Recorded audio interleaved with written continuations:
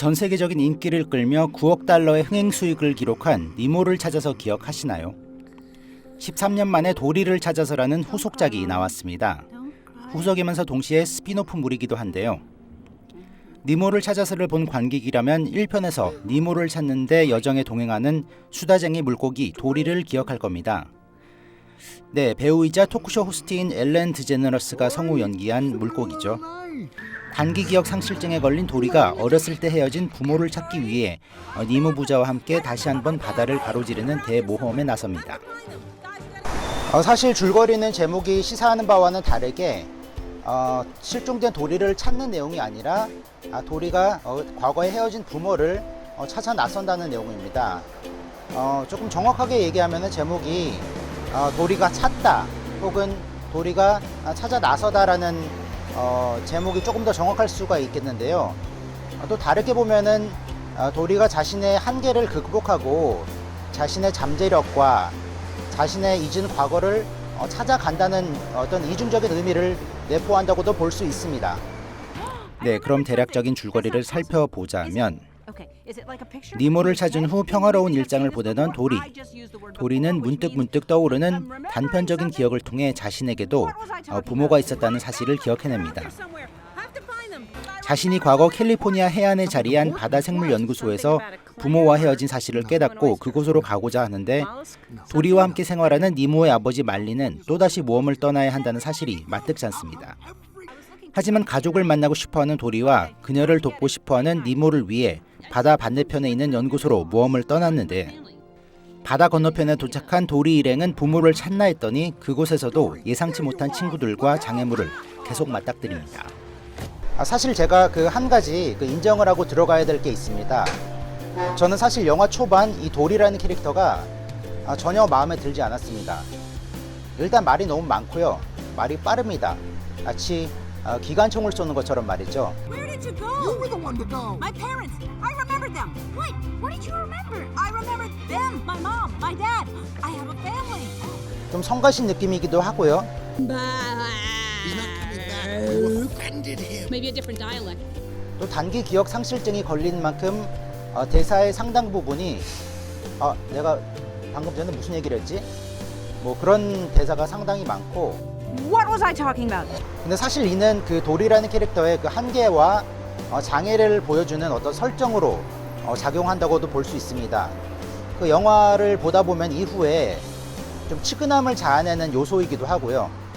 이 영화는 여느 디즈니 만화처럼 주인공은 영화의 후반부로 가면서 성장하고 한계를 극복하고 그 과정에서 어떠한 울림이나 감동을 전하게 되죠.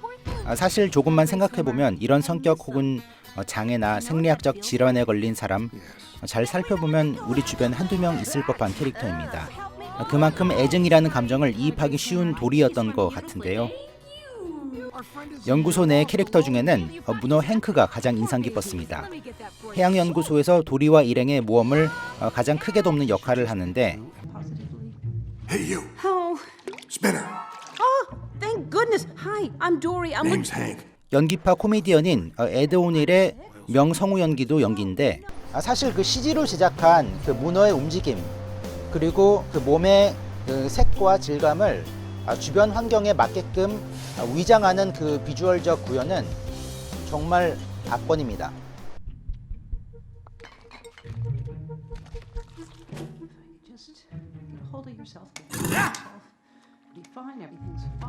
게임 메탈 기어 솔리드 4에 나오는 옥토캐모라는 위장 기술 이후에 제가 대중문화에서 본 어떤 위장술의 어떤 비주얼적 구현 중에 단연 압권입니다. Our friend is in there, lost, alone. Bailey, you've got to use your. 문어의 캐릭터는 사실 겉으로는 좀 까칠하고 어떻게 보면 이기적이면서도 동시에 알고 보면 속은 정말 따뜻한 요즘 소위 말하는 친데레적인 캐릭터로 Everybody does it. Nothing to be ashamed of.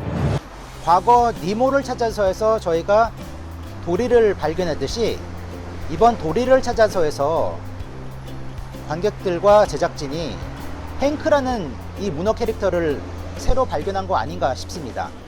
이야기는 지루할 틈이 없게 빠르게 전개됩니다. 인간 세상 속 동물의 모험을 그리는 만큼 황당한 전개도 적지 않지만 기발한 상상력이 기인한 것들이지 눈살 찌푸리게 하는 설정은 아니었던 것 같습니다. 그 안에서 도리가 보여주는 그 한계와 그 고독, 그리고 집념, 그리고 특히 부모의 행방을 알게 됐을 때에서 오는 그 충격과 슬픔은 그 관객들로 하여금 도리를 위로하고 응원을 하게 만듭니다. 그 사실 그 어떤 픽사 특유의 그 울컥하게 하는 요인은 저는 이 영화는 그 여타 픽사 영화와 비교해서 조금 약했다고 생각해요. 하지만 그것은 상대적인 것이지 분명 있습니다. 특히 부모라면 말이죠. 또 이 영화는 인간의 환경 보전 활동에 대한 풍자도 그리는데요.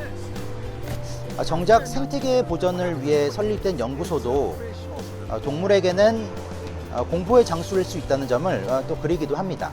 영화의 비주얼은 무척 뛰어나지만 아주 자세히 보지 않는 이상 최근 나온 여타 픽사 작품과 비교해 그리 두드러지는 인상은 없었습니다.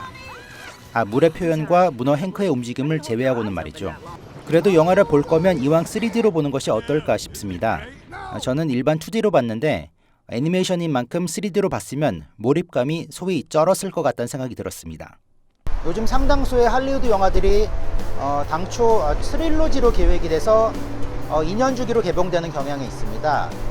하지만 도리를 찾아서는 전작이 나온 지 13년이 지난 만큼 어떤 돈벌이를 위해서 만들어진 영화라기보다는 평소 픽사 제작진들이 니모를 찾아서에 대해서 갖고 있었던 애정에 대한 labor of love, 즉 사랑의 노동의 결과물이 아닌가 싶습니다.